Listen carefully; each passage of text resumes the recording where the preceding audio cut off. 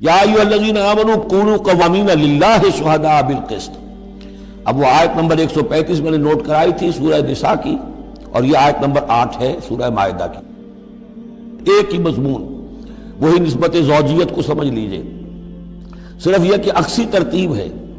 وہاں تھا یا ایھا الذین آمنوا کونوا قوامین بالقسط شہداء للہ، یہاں ہے کونوا قوامین للہ شہداء بالقسط۔ ایک حقیقت تو میں نے اس وقت بیان کر دی تھی کہ گویا کہ معلوم ہوا کہ اللہ اور قسط مترادف ہے۔ اللہ کے لیے کھڑے ہو جاؤ، قسط کے لیے کھڑے ہو جاؤ، اللہ کے گواہ بن جاؤ، قسط کے گواہ بن جاؤ، تو گویا کہ اللہ اور قسط یہ مترادف ہے۔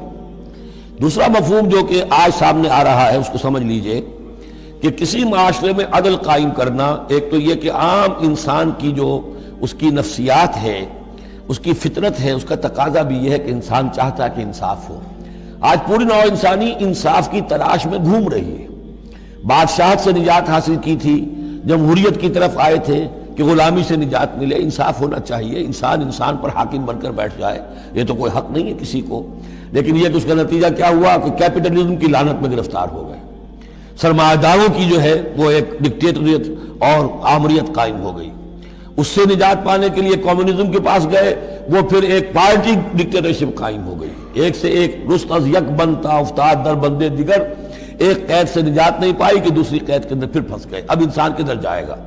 لیکن یہ کہ فطرت کے اندر ہے کہ عدل اور انصاف انسان چاہتا ہے۔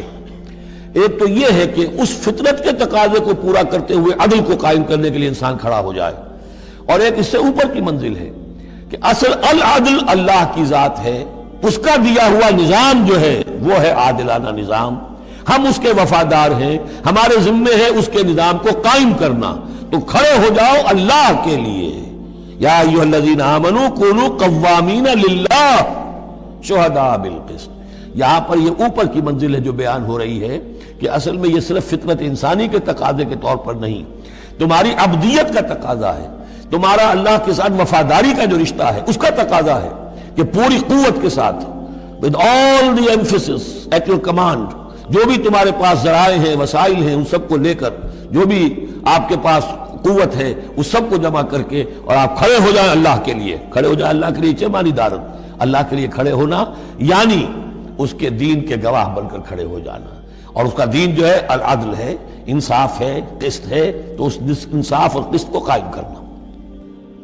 یا ایھا الذین آمنوا کونوا قوامین للہ شہداء بالقسط۔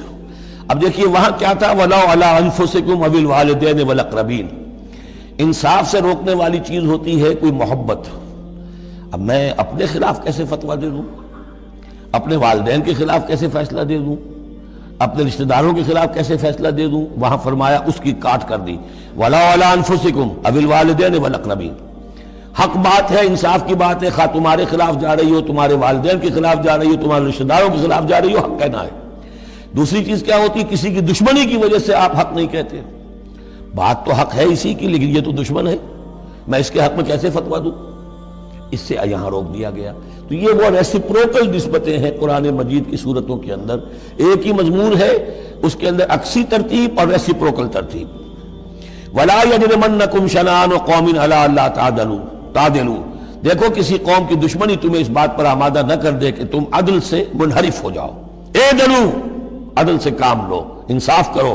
هو اقرب للتقوی، یہی بہتر ہے اور قریب تر ہے تقوی کے۔ واتقوا اللہ ان اللہ خبیر بما تعملون، اور اللہ کا تقوی اختیار کرو، اور جو کچھ تم کر رہے ہو اللہ اس سے باخبر ہے۔ اب اس میں ظاہر بات ہے بار بار میں نہیں کہہ سکتا، یہ جو بار بار آتا اللہ دیکھ رہا ہے، اللہ باخبر ہے، کیا مانی؟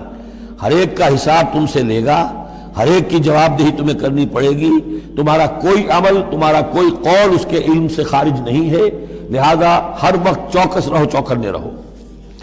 وعد اللہ الذین آمنوا وعملوا الصالحات لہم مغفرۃ واجر عظیم۔ ہاں اللہ تعالیٰ کا وعدہ ہے ان لوگوں سے جو ایمان لائیں اور نیک عمل کریں کہ ان کے لیے مغفرت بھی ہے، اجر عظیم بھی ہے۔ والذین کفروا وکذبوا بآیاتنا اولئک اصحاب الجحیم، اور جو لوگ کہ انکار کریں اور جھٹلا دیں ہماری آیات کو، وہ ہیں جہنم والے، آگ والے۔